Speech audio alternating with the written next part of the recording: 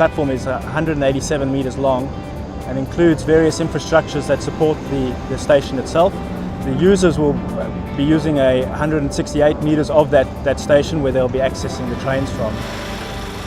Above me is the Super T girders, which will form part of the concourse, which the patrons will then cross and access down onto the platform.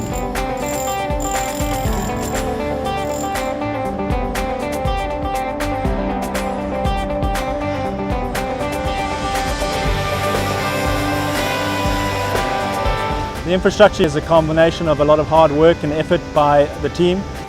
We're on track, and more importantly, we've managed to deliver the infrastructure safely.